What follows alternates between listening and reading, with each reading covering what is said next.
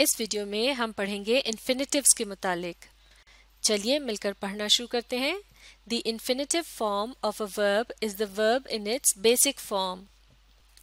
यानी जब वर्ब अपनी बेसिक फॉर्म में इस्तेमाल किया जाता है तो उसे इन्फिनेटिव फॉर्म कहते हैं। और वर्ब क्या होता है? ये होते हैं एक्शन वर्ड्स। आगे पढ़ते हैं। It is the version of the verb which will appear in the dictionary. तो वर्ब की बेसिक फॉर्म वही होती है जो कि डिक्शनरी में पाई जाती है। The infinitive form of a verb is usually preceded by to।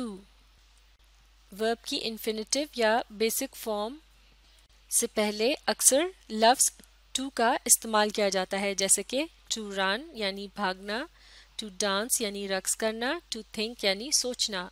The infinitive form is not always preceded by to, यानी इन्फिनेटिव फॉर्म को हमेशा ही लफ्ज टू के साथ इस्तेमाल नहीं किया जाता।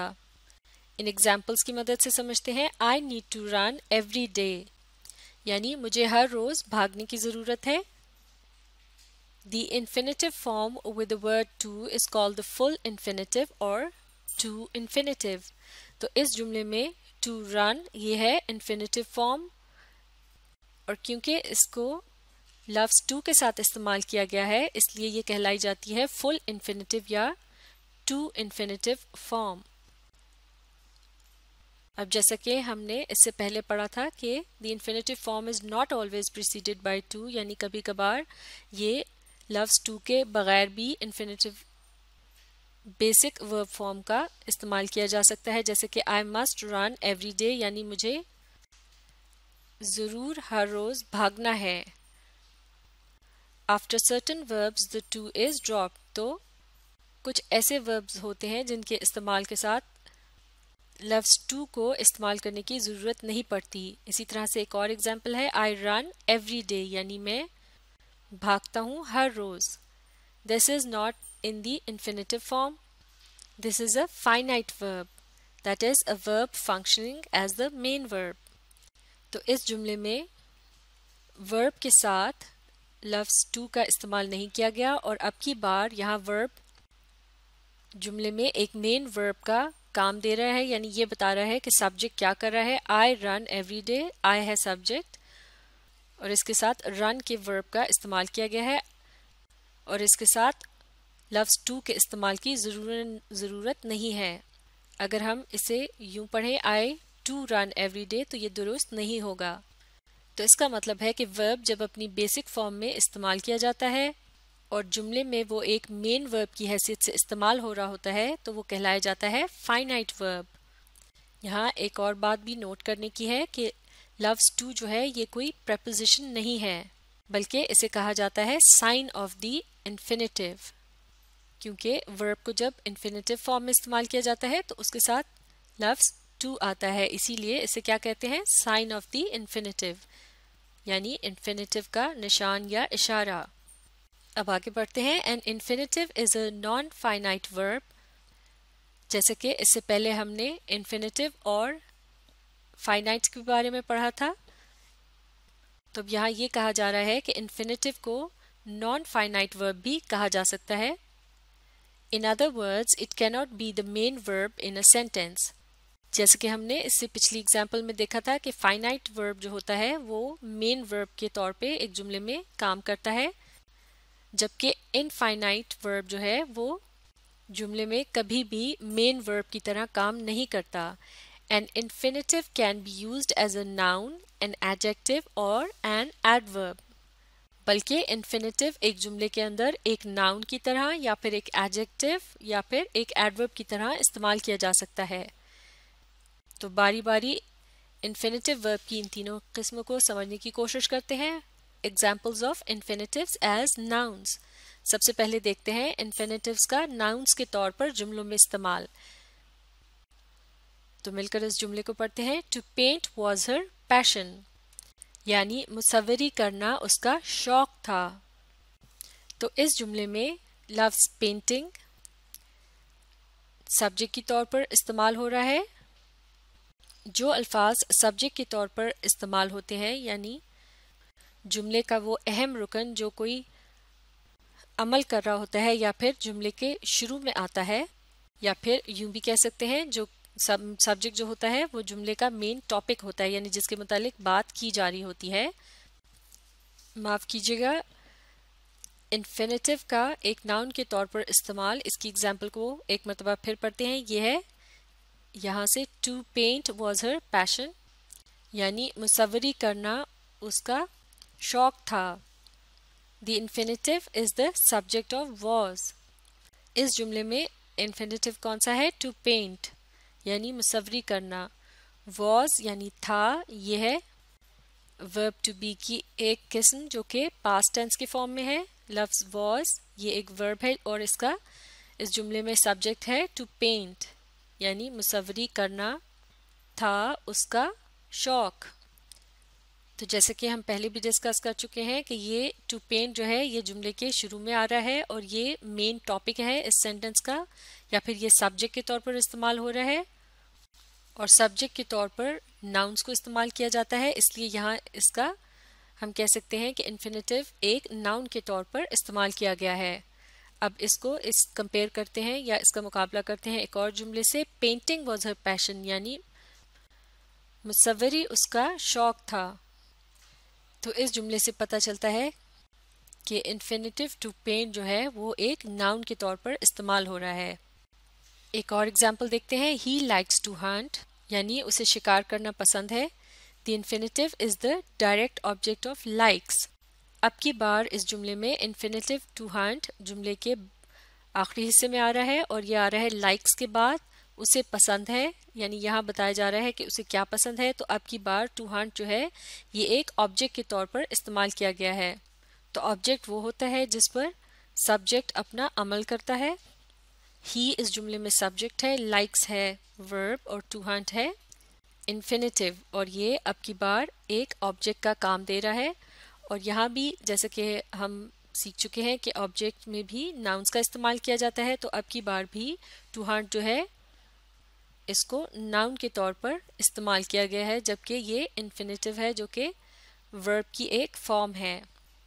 अब अगर इसी जुमले को कंपेयर किया जाए इस दूसरे जुमले से, ही लाइक्स हंटिंग, तो इससे साफ जाहिर हो जाता है कि टू हंट का इस्तेमाल एक ऑब्जेक्ट के तौर पर या फिर एक नाउन के तौर पर किया गया है, क्योंकि ऑब्जेक्ट्स नाउन से बनते हैं।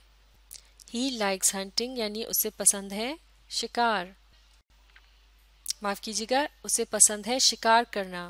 तो इस जुमले में ही सब्जेक्ट है, लाइक्स वर्ब है और हंटिंग जो कि इन्फिनेटिव है इसे एक ऑब्जेक्ट के तौर पर इस्तेमाल किया गया है और इसकी हैसियत इस जुमले में एक नाउन की है।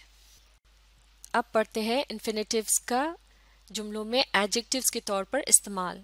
An adjective modifies a noun to tell us something about the noun, यानी एक एडजेक्टिव जो होता है वो नाउन की वजाहत करता है और हमें उसके बारे में मजीद बताता है। For example its colour, type और नंबर, यानी उसका रंग, उसकी किस्म और उसकी तादाद।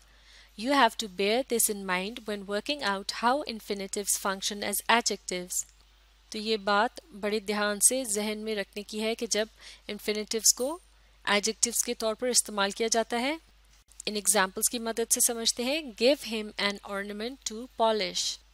ऑर्नामेंट कहते हैं नवादरात को या फिर दूसरी खूबसूरत अशिया को जिन्हें सजावट के तौर पर इस्तेमाल किया जाता है। इस जुमले में कहा जा रहा है उसे पॉलिश करने के लिए यानी चमकाने के लिए एक ऑर्नामेंट दो। तो इस जुमले में हम देख सकते हैं कि यहाँ टू पॉलिश जो है ये है इन्फिनेटिव और ये मॉडिफाई कर रहा है या एक्स्ट्रा इन्फॉर्मेशन दे रहा है, एडिशनल इन्फॉर्मेशन दे रहा है लफ्ज ऑर्नामेंट के बारे में। तो इसका मतलब ये हुआ कि यहाँ इसका इस्तेमाल हो रहा है एक एडजेक्टिव के तौर पर। जैसे कि तर्जुमे से हम समझ सकते हैं उसे एक ऑर्नामेंट दो पॉलिश करने के लिए, यानी टू पॉलिश के अल्फाज जो हैं ये बता रहे हैं कि ऑर्नामेंट किस लिए दिया जा रहा है। तो ये ऑर्नामेंट के मुतालिक है एडिशनल इन्फॉर्मेशन, इसीलिए टू पॉलिश के इन्फिनेटिव जो है ये एडजेक्टिव के तौर पर यहाँ काम कर रहा है। अब इसको इस चीज़ से कंपेयर करते हैं एक और एग्जाम्पल से। Give him an ornament that he can polish. तो अब यहाँ इस जुमले में ये जो क्लॉज है दैट ही कैन पॉलिश ये है एडजेक्टिव क्लॉज, यानी उसे ऑर्नामेंट दो जिसे वो पॉलिश कर सके। तो इससे इस बात का पता चलता है कि इन्फिनेटिव टू पॉलिश जो है उसे एक एडजेक्टिव के तौर पर जुमले में इस्तेमाल किया गया है। एक और एग्जाम्पल देखते हैं। I need a volunteer to take the minutes. Minutes या मिनट्स ऑफ द मीटिंग होते हैं अहम नुकात जिन्हें मीटिंग के दौरान साथ साथ नोट किया जाता है। तो इस जुमले में कहा जा रहा है कि मुझे चाहिए एक रज़ाकार जो मिनट्स को नोट करे। और रज़ाकार क्या होता है? जो बखुशी किसी काम को करने पर रज़ामंद हो जाता है या फिर खुद से अपने आप को पेश करता है किसी काम को करने के लिए। The infinitive modifies volunteer. तो यहाँ इस जुमले में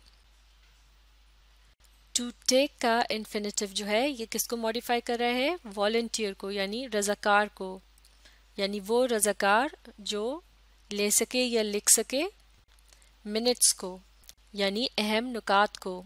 तो इसका मतलब ये हुआ कि यहाँ भी ये एक नाउन को मॉडिफाई कर रहा है। तो इस जुमले में भी इन्फिनेटिव टू टेक जो है ये एक एडजेक्टिव के तौर पर काम कर रहा है।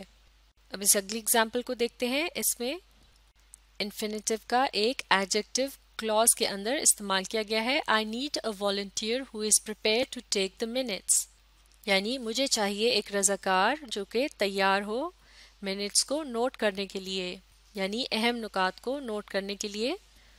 The clause who is prepare to take the minutes is an adjective clause. तो यहाँ इस जुमले में वॉलंटियर के बाद इसके मुतालिक तफसीर से बताया जा रहा है कि कौन सा वॉलंटियर जो कि तैयार हो मिनट्स को नोट करने के लिए। Volunteer who is prepare to take the minutes, इसका मतलब है जुमले का ये हिस्सा एक एडजेक्टिव क्लॉज है क्योंकि ये एक नाउन को डिस्क्राइब कर रहा है।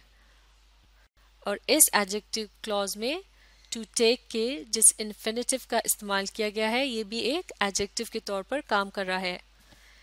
Therefore, the infinitive to take is being used as an adjective. और यहाँ एक बात नोट करने की है कि किस तरह से to take जो है वो minutes के साथ इस जुमले में जुड़ा है। तो इस तरह से to take the minutes ये हो गई infinitive phrase। जैसा कि एक फ्रेज के अंदर या तो सिर्फ एक नाउन पाया जाता है या फिर वर्ब्स का इस्तेमाल हो सकता है, लेकिन इसमें नाउन और वर्ब एक साथ इस्तेमाल नहीं होते।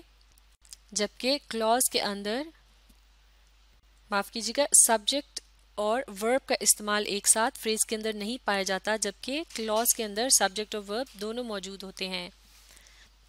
तो टू टेक द मिनट्स ये है इन्फिनेटिव फ्रेज, क्योंकि इसमें अमल का तो जिक्र है लेकिन इसमें सब्जेक्ट मौजूद नहीं है कि ये अमल कौन कर रहा है, इसलिए ये फ्रेज कहलाई जाती है।